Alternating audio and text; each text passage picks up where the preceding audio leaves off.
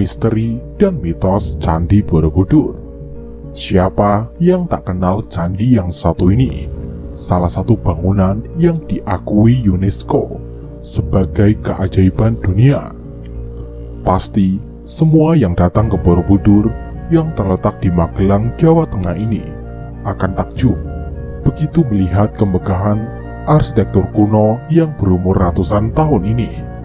Candi yang menjulang tinggi dengan stupa dan relief yang terpampang di setiap sisi candi ini merupakan peninggalan penganut kepercayaan Buddha pada masa dinasti Shelendra.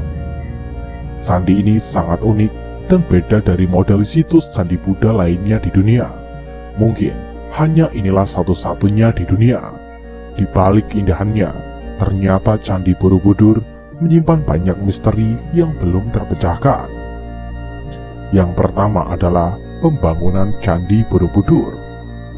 Yang masih menjadi misteri terbesar Borobudur hingga saat ini adalah proses pembangunan Borobudur itu sendiri.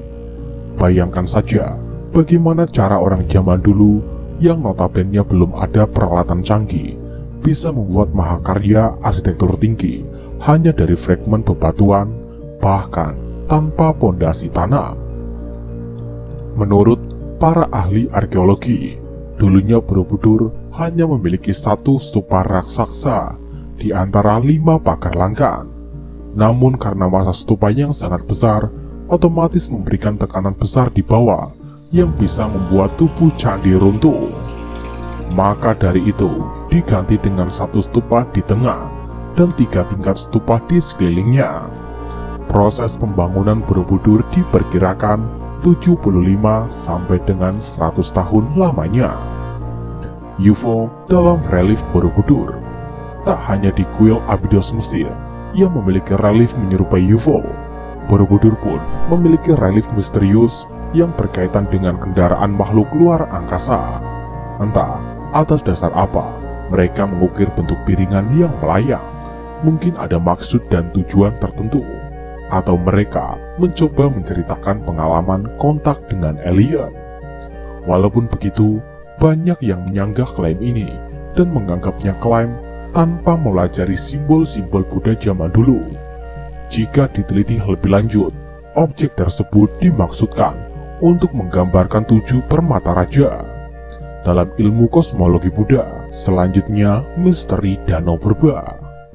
Seorang mahasiswa Doktoral Departemen Geografi Universitas Gadjah Mada bernama Helmi Murwanto berhasil meneliti dugaan Danau Purba di sekitar Candi Borobudur. Menurutnya, daratan ini dulunya adalah sebuah danau purba berumur 10.000 tahun, terbentuk pada zaman Pleistosen akhir. Hilangnya danau ini disebabkan oleh pendangkalan dan aktivitas manusia, di mana sebelum adanya peradaban di daerah itu, danau masih tergenang luas hingga 8 km dari Sungai Pacet di kaki Bukit Tidar, Mertoyudan hingga mencapai kaki Gunung Menoreh. Perakiran itu didapatkan dari analisa penyebaran endapan lempung hitam yang berasal dari material vulkanik dan bebatuan. Selain itu, citra satelit juga menunjukkan aliran sungai yang bermuara pada danau tersebut. Memang sangat masuk akal jika daerah tersebut dulunya adalah sungai, karena konsep Candi Borobudur sendiri mirip bunga teratai. Selanjutnya, arsitek Borobudur. Meski belum ada jawaban pasti mengenai siapakah arsitek Borobudur, menurut legenda turun-temurun yang dianut masyarakat, arsitek Borobudur adalah Gunadarma. Beliau merupakan tokoh intelektual masa lalu yang memiliki kecerdasan di atas rata-rata. Sangat masuk akal, karena Candi Borobudur sendiri tidak mungkin dibangun asal-asalan, tanpa perhitungan yang cerdas dan teliti. Lebih mengejutkan lagi, Gunadarma konon menjelma menjadi gunung yang terletak di dekat Candi Borobudur, yaitu Pegunungan Menoreh. Jika dilihat dari kejauhan, maka akan terlihat seperti tubuh manusia yang sedang berbaring. Itulah yang dipercaya penduduk sekitar sebagai Gunadarma. Sedangkan para pemburu UFO menganggapnya sebagai rancangan makhluk luar angkasa alias alien. Selanjutnya, misteri relief tersembunyi di Candi Borobudur. Di balik kemegahan relief, yang menghiasi setiap dinding langkan candi ternyata menyimpan panel relief yang tersembunyi, tertutup oleh teras atau kaki candi. Relief itu disebut Karma Vibhanga, pertama kali ditemukan oleh arkeolog J.W. Yesman 1885. Lalu pada tahun 1891, seorang fotografer Belanda bernama Cassian Kippers membongkar bagian yang menutup relief tersebut dan memotretnya satu persatu. Setelah itu ditutup lagi seperti semula. Setelah diteliti, relief-relief tersebut sebagian besar mengilustrasikan adegan vulgar dan kejahatan. Karma Vibhanga menggambarkan hukum sebab akibat atau level paling bawah dari ajaran Buddha yang syarat akan keduniawian, seperti membunuh, bergunjing, berkata kotor, dan lain-lain. Selanjutnya, misteri jam raksasa. Selain berfungsi sebagai tempat beribadah agama Buddha, Candi Borobudur diduga memiliki fungsi lain yang berhubungan dengan astronomi. Didukung dengan adanya ukiran relief yang menggambarkan bulan, bintang, dan matahari. Candi ini mungkin adalah alat perekam gerakan langit. Selain itu, bentuk simetris pada bangunan yang memiliki sisi sejajar dari arah gerakan matahari dari timur ke barat mengisyaratkan bahwa Candi Borobudur kemungkinan adalah suatu jam matahari raksasa, suatu jam alam yang mengandalkan sinar matahari. Stupa utama di tengah berfungsi sebagai jarum jam, dan stupa kecil di sekelilingnya sebagai penanda.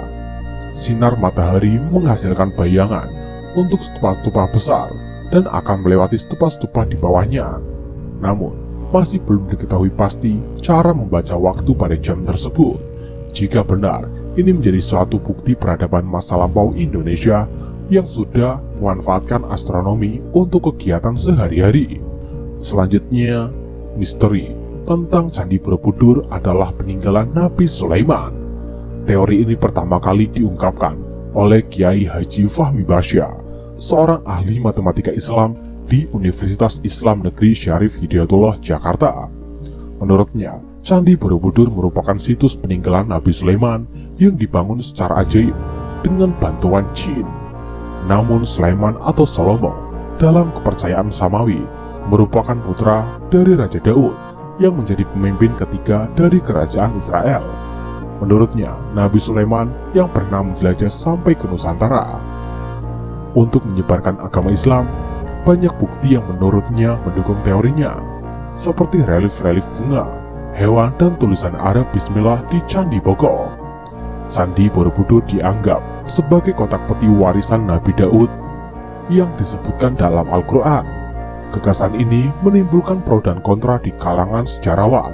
Banyak yang menolak, tapi tidak sedikit yang setuju dengan pendapat beliau.